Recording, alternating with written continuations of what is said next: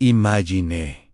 Isso está a embarcar em um avião. Exatamente 31 segundos após a descolagem, o avião vai cair, matando todas as 273 pessoas a bordo. Mas não estará nele. Não porque mudou de ideias. Não porque ficou doente. Porque o seu alarme não disparou. Mesmo tendo instalado pilhas novas na noite anterior, porque apanhou todos os sinais vermelhos a caminho do aeroporto. Uma impossibilidade estatística. Porque um acidente de trânsito bloqueou a autoestrada que se apanha todos os dias. Um acidente que acontece uma vez a cada década neste percurso. Porque chegou ao portão 3 minutos atrasado e o agente recusou-se a deixá-lo embarcar. Bogue está vivo. 272 outras pessoas estão mortas. Coincide. NCA. A probabilidade matemática de todos estes obstáculos aparecerem em sequência para fazer com que uma pessoa específica perca um voo específico é de 1 em 47 milhões. Agora, imagine 6 outros passageiros a perder o mesmo voo por cadeias igualmente bizarras de azar. 7 pessoas que deveriam ter morrido, mas não morreram. 7 pessoas que a realidade salvou ao quebrar as suas próprias regras. Isto não é um experimento mental. Isso aconteceu. E isso está a acontecer com mais frequência, com mais pessoas, de formas inexplicáveis. Bem-vindos ao fenômeno das coincidências impossíveis que salvam vidas, onde a própria realidade se curva para evitar mortes certas. E ninguém sabe por quê. James Rodrigues tinha 32 anos no dia 25 de maio de 1979, quando uma série de falhas aparentemente aleatórias lhe salvaram a vida. Tinha reservado um bilhete no voo 191 da American Airlines com 3 meses de antecedência, partida matinal de Chicago O'Hare para os Andes. Viagem de negócios. James era representante de vendas de uma empresa de eletrônica. Viajava com frequência. Isso era rotina. Na noite anterior ao voo, James programou 2 alarmes, o seu relógio de cabeceira e o seu relógio de pulso. Verificou os 2 antes de dormir. Certificou-se de que o relógio tinha pilhas novas. Deu corda ao relógio. Aprendera muito tempo a nunca confiar num único alarme. Importante demais. Não posso perder voos. Mas nessa manhã, nenhum dos alarmes disparou. James acordou naturalmente às 7h47 e 45 minutos mais tarde do que o planeado. O seu voo embarcava às 8h30. Tinha 43 minutos para chegar ao aeroporto. Saltou da cama, sem tempo para tomar banho, vestiu-se e pegou na mala. A viagem até O'Hare demorava normalmente 30 minutos, com trânsito ligeiro. O trânsito da manhã estava mais intenso, mas ele conseguiria se tudo corresse bem. Nada corria bem. James saiu da garagem às 7h52.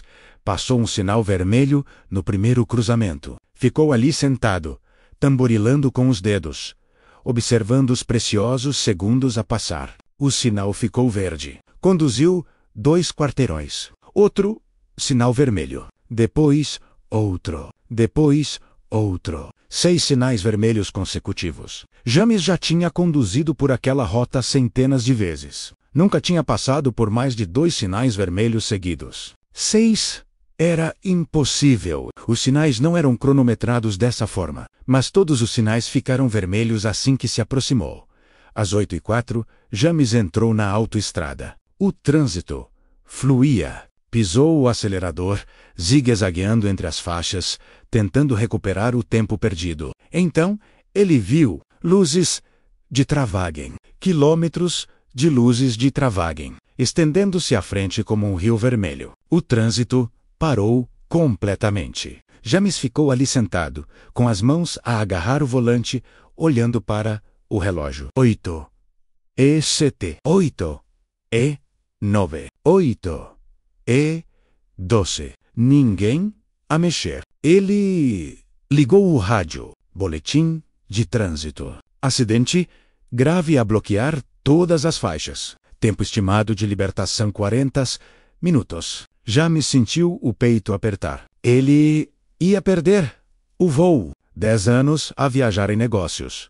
Nunca tinha perdido um voo, mas o universo parecia determinado a fazê-lo perder este. Às 8h17, o trânsito começou a ficar lento. 8 km por hora. 10. James seguiu na saída seguinte. Seguiu o seu GPS pelas ruas laterais, tentando encontrar uma rota mais rápida. O GPS levou-o por bairros residenciais, aumentando a distância, mas prometendo evitar o congestionamento da autoestrada. Só que a rota do GPS encontrou uma obra. Estrada encerrada.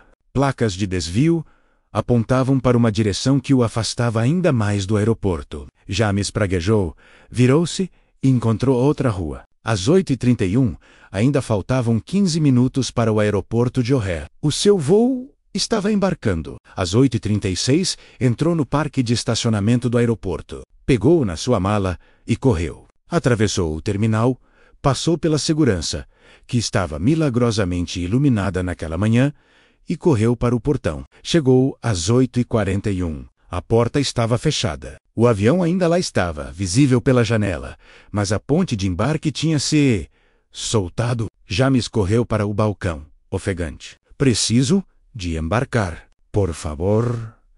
Por favor. Sei que estou atrasado, mas o avião ainda não levantou voo. O agente do portão olhou para ele com compaixão. Desculpe, senhor. Depois de a porta estar fechada, não podemos reabri-la. Regulamento da FAA.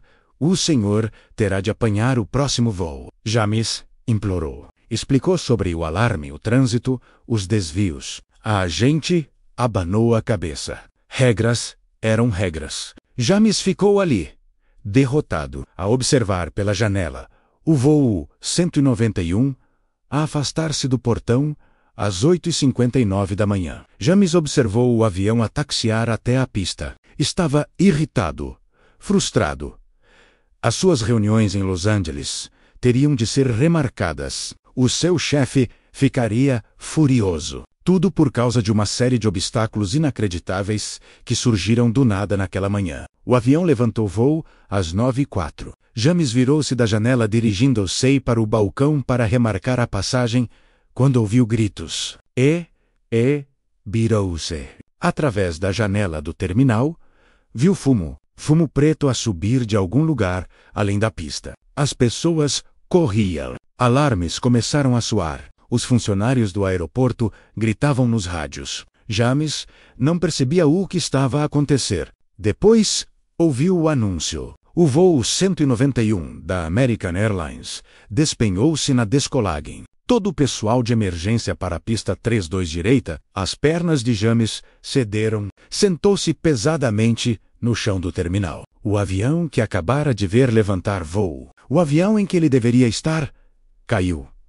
Mais tarde, soube dos detalhes. O motor esquerdo separou-se da asa 31 segundos após a descolagem. O avião capotou, perdeu o controle e caiu num campo logo a seguir ao aeroporto. Explodiu com um impacto. Todos os 258 passageiros, 13 tripulantes, 2 pessoas no solo, 273 mortos, nenhum sobrevivente. James ficou sentado naquele terminal durante 3 horas. A polícia e os investigadores interrogaram todos os que deveriam estar no voo, mas não estavam. Eram 7 passageiros que tinham perdido o voo 191. James encontrou-os, partilhavam histórias. Cada um deles tinha enfrentado obstáculos bizarros naquela manhã. A Sarah já não conduz naquela autoestrada. Ela faz um caminho mais longo para casa. Ela mantém o telemóvel sempre carregado. Por vezes, a altas horas da noite, ela olha para o registro de chamadas, para aquela entrada de 14 de novembro de 2023. 23 segundos que lhe salvaram a vida. Ela tentou retornar a chamada não completa. O número que marcou está fora de serviço. Sarah foi ao túmulo da avó uma semana após o incidente. Ficou ali e agradeceu. Não sabe se a consciência da avó de alguma forma chegou à morte para avisar, ou se outra coisa usou a voz da avó, porque essa era a única forma de a Sarah ouvir. Ela não sabe se é louca, mas ela sabe que está viva. E ela sabe que uma chamada de um número que não existe De uma pessoa que não existe, lhe disse para encostar 10 segundos antes que um condutor alcoolizado a matasse. A realidade quebrou as suas regras. O sistema telefônico violou as suas próprias limitações técnicas. E Sarah sobreviveu. Ela é enfermeira de trauma, agora, especializada em vítimas de acidentes de viação. Ela salvou 40 vidas desde aquela noite. 40 pessoas que teriam morrido se Sarah não estivesse lá. Às vezes, ela pergunta-se se é por isso. Se a sua avó sabia no que Sarah se iria tornar, se o chamamento não era apenas para salvar Sarah, mas para salvar todas as pessoas que Sarah iria salvar, ou se algo maior está em ação. Algo que calcula futuros e decide quais os fios que precisam de permanecer intactos. A Sarah dorme com o telefone ao lado da cama. Todas as noites, esperando, torcendo, aterrorizada, que um dia ele volte a tocar. E ela ouvirá a voz da avó, a Daiser Liu, que está para vir. Michael Torres tinha 29 anos quando um estranho invisível lhe salvou a vida. 17 de março de 2024, metro de Nova York, 8h23 da manhã. O Michael ia para o trabalho, como todos os dias úteis. Designer gráfico de uma agência de publicidade. Apanhava o mesmo comboio todas as manhãs. Plataforma cheia de pessoas na hora de ponta. Todos a olhar para os telemóveis. Michael estava a verificar os seus emalhos quando ouviu o comboio a aproximar-se. O ressonar familiar arrahadadear. O guincho dos travões. Portas abriram-se. As pessoas empurraram para a frente. Michael deu um passo em direção ao comboio, acompanhando a multidão pronto para embarcar. Foi quando alguém lhe agarrou o braço, com força. Impossivelmente forte. Dedos a cravar-se no seu bíceps com força suficiente para o parar a meio do caminho. Michael virou-se, irritado. Um homem estava ali, 40 e poucos anos, vestindo um casaco escuro, olhos intensos fixos no rosto de Michael. Não entre neste comboio. A voz do homem era baixa, urgente, quase desesperada. Michael tentou soltar o braço. O aperto não afrouxou. Como? Confia em mim. Não podes embarcar. Outros passageiros passavam por eles, enchendo o comboio. Michael puxa-lhe o braço com mais força. O aperto do homem era como ferro. Solta-me. Eu vi o que acontece. Os olhos do homem estavam arregalados. Suplicantes. Não podemos entrar neste comboio. Michael olhou em redor. As pessoas estavam a olhar. Isso era estranho. Isto era estranho como Nova York. Estás louco. Solta-me, ou eu chamo a segurança. O aperto do homem aumentou impossivelmente. Por favor, eu imploro. Este comboio, não. Espere pelo próximo. As portas soaram, começando a fechar. Michael tomou uma decisão. Empurrou o homem com força. O aperto soltou-se. Michael cambaleou para trás. Quando as portas se fecharam, o comboio começou a mover-se. Sumiu. Michael rodopiou para confrontar o homem, para exigir uma explicação, para talvez lhe dar um soco. O homem desapareceu. Desapareceu. Michael examinou a plataforma. Centenas de pessoas. Nem sinal do homem de casaco escuro. Já tinham passado 5 segundos. Ninguém desaparece em 5 segundos. Numa plataforma cheia, Michael ficou ali, com um coração aos saltos, a esfregar o braço onde o homem o agarrara. Doeu, o aperto fora brutal. Ele sentiu-se irritado, violado. Algum psicopata contarou fisicamente, e fizeram perder o comboio. Pegou no telemóvel para relatar o incidente. Depois ouviu os gritos. Vinha do túnel. Depois, o anúncio. Atenção! Houve um incidente no comboio 6. Em direção a sul, os serviços de emergência estão a responder. Por favor, permaneçam na plataforma. O estômago de Michael revirou-se. O comboio 6. O comboio que acabara de perder. O seu trem, as pessoas à sua volta, pegavam nos telemóveis, verificavam aplicações de notícias. Michael fez o mesmo. O Twitter estava a bombar.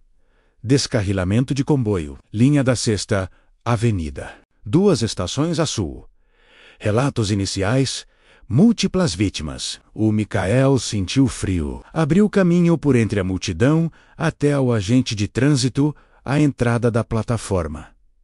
O que aconteceu? O comboio que acabou de partir. O rosto do agente estava sério. Descarrilamento na Rua 23.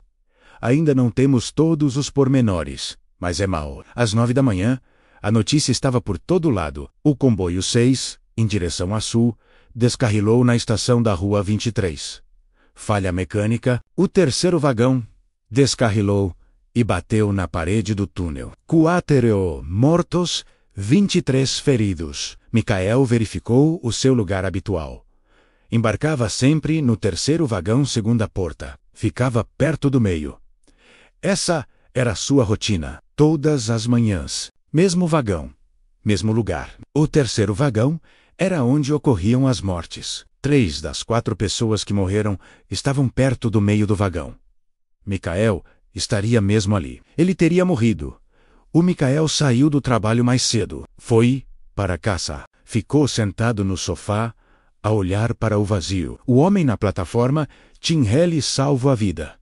O homem que desapareceu, no dia seguinte, Michael foi à sala de segurança da estação de metro. Contou o que aconteceu. Tiraram as imagens do circuito interno de TV. Michael observou o ecrã enquanto elas reproduziam. Lá estava ele parado na plataforma. Verificando o telemóvel, o comboio chegou.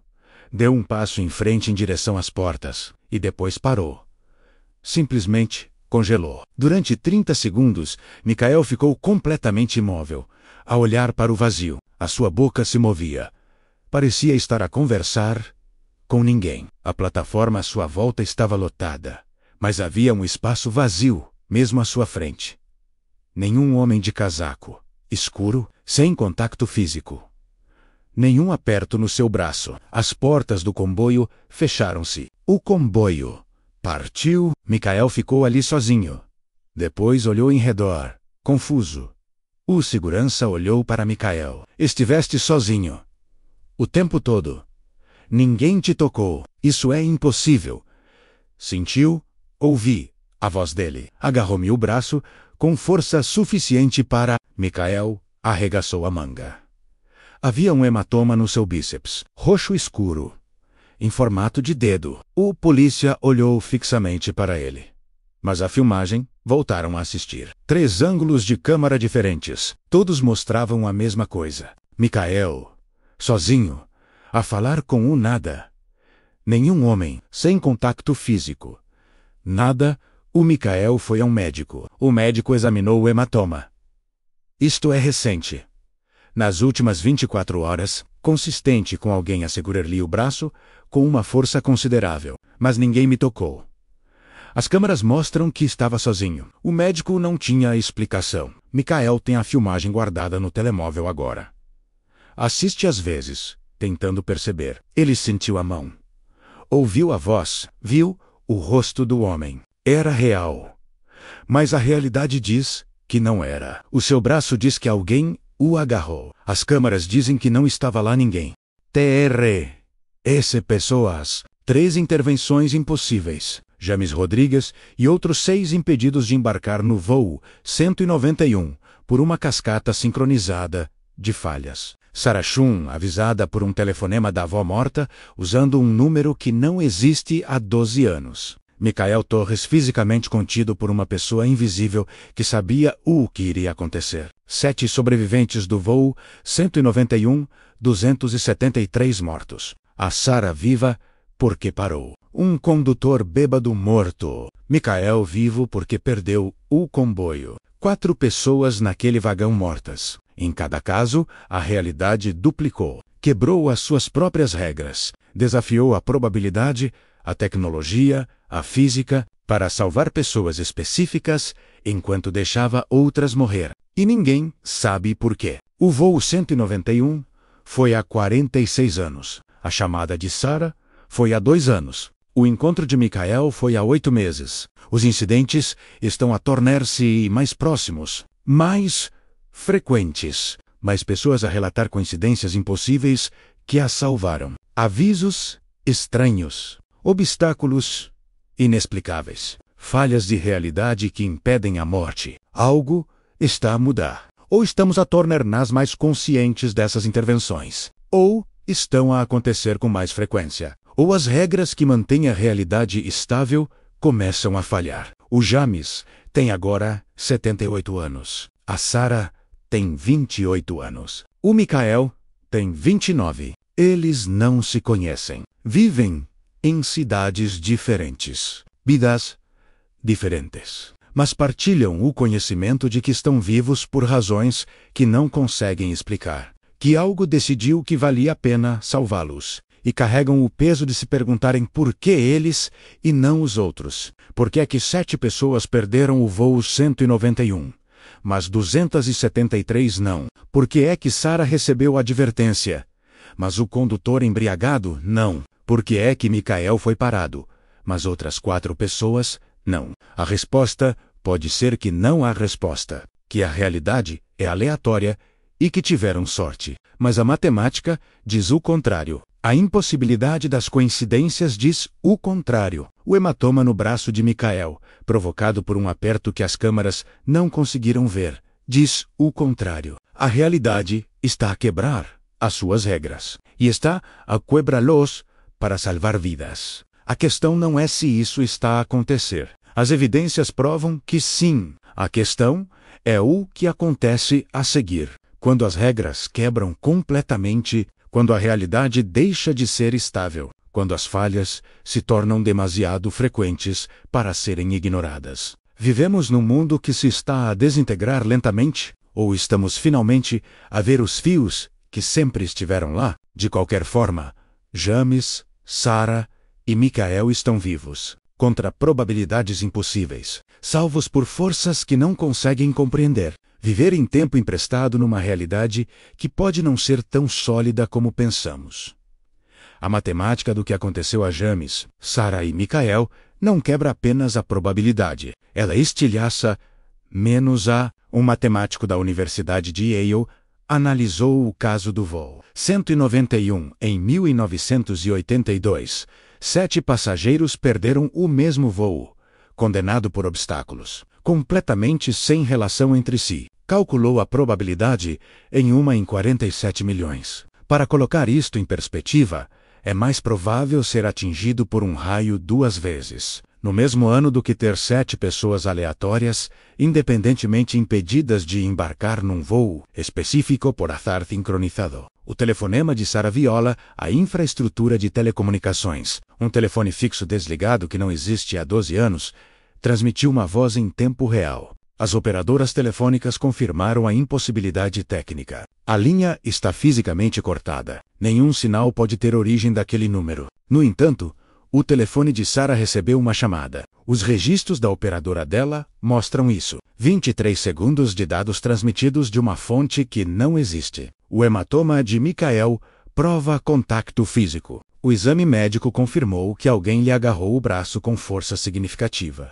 Mas 4 câmeras de segurança de 4 ângulos mostram a mesma coisa. Ninguém lhe tocou. Ficou sozinho, falando com o espaço vazio durante 30 segundos, enquanto uma entidade invisível o segurava. Não se trata de anomalias estatísticas. São impossibilidades que aconteceram. E aconteceram especificamente para evitar mortes. Um investigador da Northwestern que estuda fenômenos anômalos explicou isso muito bem. Por acaso, acontecimentos como estes deveriam ocorrer uma vez a cada 4.000 milhões de anos. Documentamos 3 casos importantes nos últimos 5 anos. Isto não é probabilidade, é padrão. Carl Jung introduziu o conceito de sincronicidade em 1952. Coincidências significativas, sem relação causal. Pensa-se num velho amigo. Ele liga-lhe 5 minutos depois. Precisa de um livro específico. Encontra-o numa venda de garagem no dia seguinte. Pequenas sincronicidades acontecem constantemente. Estudos de 2024 mostram que 92% das pessoas referem experimentá-las. Jung explicou a sincronicidade como momentos em que o mundo interior da consciência se alinha com os acontecimentos externos. Uma ponte entre a psique e a matéria. Mas o que aconteceu com James, Sarah e Michael Não é sincronicidade. É uma intervenção coordenada da realidade. 7 alarmes a falhar, 6 semáforos a ficarem vermelhos em sequência. Um acidente de trânsito a surgir exatamente quando necessário. Isto não é coincidência ligar consciência e matéria. Isto é manipulação externa de sistemas físicos. O que leva à teoria que aterroriza e explica simultaneamente. Teoria da simulação. Se existimos numa realidade programada, as falhas fazem sentido. Os sobreviventes do voo 191 não deveriam morrer na narrativa da simulação, pelo que o programa criou obstáculos. O aviso de Sarah foi uma injeção de mensagem vinda de fora da camada de simulação. O estranho invisível de Michael era um avatar de administrador, visível para a consciência-alvo, mas não para os sistemas de gravação da simulação. O hematoma é real porque o contacto aconteceu, mas não dentro da realidade renderizada pela simulação. O empreendedor tecnológico e teórico da simulação, Anthony Pick, defende que a realidade se assemelha a um videojogo mais do que gostaríamos de admitir. Alguns personagens têm armadura de enredo. O programa Protege-OS, porque são necessários para eventos futuros. James tornou-se paramédico e salvou 23 vidas. Sarah trabalha com resposta a traumas e salvou 40. Michael ensina terapia de crise e já ajudou centenas. Foram guardados porque o sistema calculou o seu impacto futuro? Porque deixá-los morrer quebraria as cadeias de causalidade que a simulação precisa de preservar? A alternativa é ainda mais estranha. Consciência quântica. A ideia de que a consciência humana pode perceber ondas de probabilidade antes que estas se transformem em resultados definitivos. A nível quântico, todos os futuros possíveis existem simultaneamente, até que a observação obrigue alguém a tornar-se realidade. E se algumas mentes pudessem sentir quais os futuros que levam à morte e inconscientemente os evitassem? O subconsciente de James percebeu o futuro, em que embarca no voo 191 e morre. Então, a sua mente sabotou os seus alarmes, fez com que passasse por sinais vermelhos e criou o acidente de trânsito, como um efeito quântico retroativo para impedir aquela linha temporal. A avó de Sarah não ligou do além da morte. A consciência quântica de Sarah regressou ao passado, manifestando-se como a voz da sua avó, porque esse era o único aviso que a sua mente consciente aceitaria. O Michael não viu um estranho. Experimentou um eco quântico de uma linha temporal em que morreu, manifestado como uma entidade externa porque a sua consciência não o conseguia processar como conhecimento interno. O físico David Deutschmelly.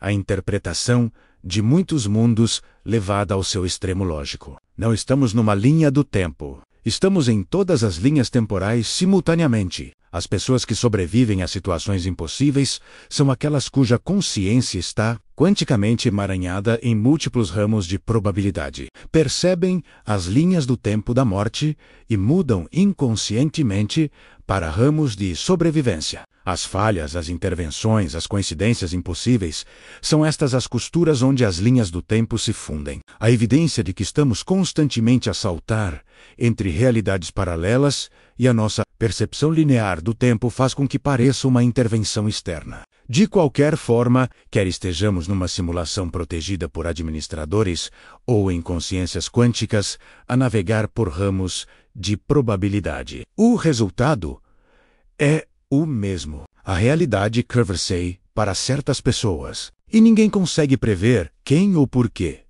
A questão mais perturbadora não é a forma como estas intervenções acontecem, é porque algumas pessoas são salvas e outras não. James e mais 6 pessoas perderam o voo 191. 273 pessoas não. A Sarah recebeu o alerta. O condutor alcoolizado que a teria matado? Não. Michael foi impedido de embarcar. 4 pessoas naquele vagão?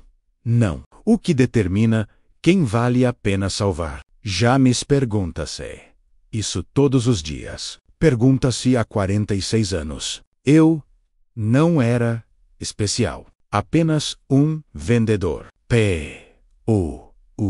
A culpa do sobrevivente é uma condição psicológica documentada, mas a culpa de James é agravada pela inexplicabilidade da sua sobrevivência. Ele não fez nada para o merecer. Não teve uma premonição. Não fez uma escolha inteligente. Atrasou-se porque forças fora do seu controle o fizeram chegar atrasado. Por quê? Uma pesquisa da Universidade da Virgínia estudou sobreviventes de quase morte. 76% referiram desenvolver um forte sentido de propósito após a experiência, não apenas gratidão pela vida. Uma verdadeira missão. James tornou-se paramédico. 23 vidas foram salvas. A Sarah trabalha na prevenção do suicídio. 40 pessoas foram silenciadas. Michael faz terapia de trauma. Centenas foram ajudadas. Não foram salvos aleatoriamente. Foram salvos porque as suas mortes os teriam impedido de salvar outros. A realidade calculou o efeito cascata. Determinou que manter James vivo resultaria em 23 sobreviventes adicionais a jusante. Que Sarah precisava de estar ali para 40 pessoas que teriam morrido sem ela. Que o trabalho futuro de Michael era necessário para centenas de resgates psicológicos. A intervenção não era sobre eles. Era sobre todos os que iriam salvar. O que significa que a realidade, ou a simulação, ou a probabilidade quântica, ou qualquer força em ação, pode calcular futuros. Consegue ver as consequências da morte a propagarem-se ao longo do tempo. E pode manipular eventos presentes para preservar linhas temporais benéficas. Mas isso levanta uma questão ainda mais sombria. E as 273 pessoas que morreram no voo 191, os seus futuros foram calculados como menos valiosos? A realidade determinou que as suas mortes não interromperiam significativamente horários importantes, pelo que foram autorizadas a morrer, ou pior, as suas mortes foram necessárias. O cronograma exigiu que aquele desastre acontecesse. E James e os outros só foram salvos porque as suas mortes específicas teriam causado problemas. Mas será que o acidente em si precisava de ocorrer? O condutor embriagado que teria matado Sarah morreu. Em vez disso, a sua morte foi calculada como aceitável, como necessária para evitar a morte de Sarah, que era necessária para preservar os seus 40 salvamentos futuros. Michael sobreviveu. 4 pessoas. No comboio, não. Estas 4 foram consideradas dispensáveis por qualquer coisa que calcule estas intervenções. A matemática é fria, brutal.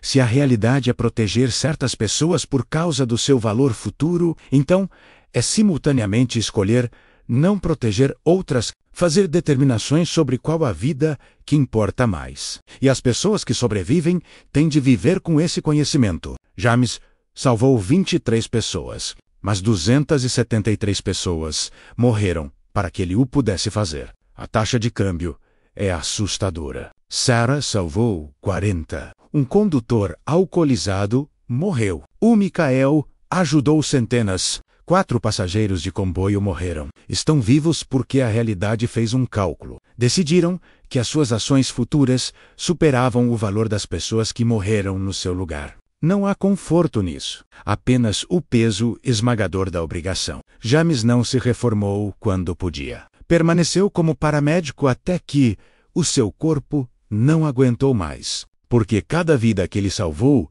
justificou as 273 que não foram salvas. A Sarah faz horas extra, constantemente. Atende chamadas de emergência às 3 da manhã. Porque ela tem uma dívida para com um condutor embriagado que morreu na sua linha temporal. O Michael trata os pacientes de graça.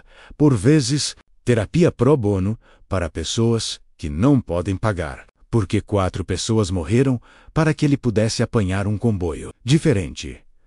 Outubro de 2025. Os relatos de falhas na realidade estão a aumentar. As falhas na realidade estão a aumentar. Em 2025, é um vídeo viral com 2 milhões de visualizações. A hashtag do TikTok Falha na Matriz tem 4 mil milhões de visualizações. As comunidades do Reddit dedicadas a documentar estas experiências explodiram. Pessoas a relatar coincidências impossíveis. Tecnologia a comportar-se de forma estranha em momentos cruciais. Estranhos a aparecer com avisos que salvam vidas e depois a desaparecer. Familiares falecidos a ligar ou a comparecer em momentos de perigo. Acidentes de trânsito que bloqueiam as rotas segundos antes de desastres. Objetos que se movem ou desaparecem exatamente quando necessário. 3 teorias para explicar por que é que isto está a intensificar-se. Teoria 1. Estamos a aproximar-nos de uma singularidade de simulação. O programa está a desestabilizar à medida que atinge os limites de processamento. Mais falhas, intervenções mais visíveis do administrador, quebras mais evidentes no código. Teoria 2. A consciência humana está a evoluir. Estamos a desenvolver a capacidade de perceber ramificações de probabilidade quântica. As falhas sempre estiveram lá, mas agora mais pessoas podem vê-las. A consciencialização está se espalhando. Estamos a acordar dentro do jogo. Teoria 3. Múltiplas linhas temporais estão a convergir, realidades paralelas a misturar-se. O que parecem coincidências impossíveis são, na verdade, acontecimentos de linhas temporais adjacentes a manifestarem-se na nossa. Pessoas a vivenciar momentos de vidas que viveram noutros ramos. Os cientistas da Northwestern estão a investigar o que chamam de eventos de flutuação da realidade, documentando casos como James, Sarah e Michael, procurando padrões. Um artigo revisto por pares está previsto para 2026, mas os dados que recolheram já mostram algo alarmante. A frequência está a acelerar. Na década de 1970, um grande caso documentado por década. Na década de 2000, um por ano. Só em 2024, 17 casos verificados de coincidências impossíveis de salvar vidas. 2025 ainda não acabou, e estão em 23. Seja lá o que estiver a acontecer, está a acelerar. Então, o que observa? Como sabe se a realidade está a tentar salvá-lo? Os sinais de alerta são consistentes em todos os casos. Obstáculos repetidos impedindo-o de ir a algum lado. O seu alarme não dispara. O trânsito está inexplicavelmente mal. O seu carro não pega. Esquece-se das suas chaves. Perde o ônibus. Cada obstáculo parece azar. Mas se várias falhas acontecem em sequência para o impedir de chegar a um destino, preste atenção. James apanhou 6 sinais vermelhos e sofreu um acidente na estrada. Isto não é trânsito. Isto é intervenção. A tecnologia falha em momentos cruciais. O seu telefone morre bem quando precisa. O seu GPS redireciona-o sem motivo. O seu computador bloqueia quando está prestes a enviar um e-mail importante. Isto pode não ser mau funcionamento. Pode ser correção de curso. O GPS de Sarah tentou redireciona. Lá nessa noite, ela ignorou. Depois veio o telefonema que ela não conseguiu ignorar. Fortes sentimentos inexplicáveis dizendo-lhe para parar. Instintos viscerais que gritam perigos sem qualquer razão lógica. A sensação de que não se deve entrar num avião, mesmo tendo voado 100 vezes. A vontade de encostar mesmo sem estar cansado. A certeza de que precisa de sair de um edifício imediatamente. Michael não sentiu nada antes de o estranho o agarrar. Mas outros relatam um medo avassalador, segundos antes de quase acidentes. Estranhos que aparecem com avisos específicos e depois desaparecem. Alguém que não conhece abordou-o com informações urgentes e depois desaparece antes que possa interrogá-lo. As imagens de segurança mostram que estava sozinho, mas você ouviu-os. Talvez os tenha visto. O aviso era real, mesmo que a pessoa não estivesse. Comunicações de entes queridos, falecidos. Telefones a tocar de números desconectados. Vozes em quartos vazios. Sonhos com familiares mortos. A Daisy para evitar algo, a avó da Sarah ligou. Outros casos relatam contatos semelhantes, mensagens do além, ou ecos quânticos, ou administradores de simulações usando rostos familiares. Seja qual for a fonte, os avisos salvam vidas. Documente tudo. Se experienciar uma coincidência impossível, anote-a imediatamente. Data, hora, local, sequência exata dos acontecimentos. Verifique as imagens de segurança, se disponíveis, obtenha registros telefônicos. Fale com testemunhas, porque a mente racional tentará descartá-la mais tarde. Convencê-lo-a de que foi normal, mas se documentar a impossibilidade no momento, preserva as provas. James guardou o seu cartão de embarque. A Sarah gravou a chamada. Michael tem as imagens de segurança e as fotos dos hematomas. Prova de que ocorreu algo para além da probabilidade normal. E se sobreviver a algo que não devia, preste atenção ao porquê. Não apenas tive sorte. Pergunte qual é o propósito da sua sobrevivência. James tornou-se paramédico. A Sarah trabalha em crises. Michael dá aulas de terapia. Encontraram os seus propósitos. Os motivos pelos quais foram salvos. Se a realidade se curvou para o manter vivo, provavelmente há uma razão. Uma ação futura que precisa de tomar. Vidas que precisa de salvar. Um papel que precisa de desempenhar. Está vivo de propósito. Descubra qual é esse propósito. E a parte mais difícil. Aceite que não pode salvar toda a gente. James vive com a culpa de sobrevivente há 46 anos. Sarah chora às vezes a pensar no condutor bêbado. Michael interroga-se sobre as 4 pessoas no comboio. As pessoas que morrem enquanto você sobrevive não eram menos valiosas, não eram menos merecedoras. O universo, ou a simulação, ou a probabilidade quântica fizeram um cálculo que não pediste. Pode homenagear as pessoas que não sobreviveram, fazendo com que a sua sobrevivência seja importante, salvando as vidas que está posicionado para salvar, cumprindo qualquer propósito que o manteve vivo. Isto é tudo o que qualquer sobrevivente pode fazer. Viva deliberadamente. Ajude os outros. Reconheça que está num tempo emprestado, numa realidade que pode não ser tão estável como parece. E mantenha-se alerta, porque se a realidade o salvou uma vez,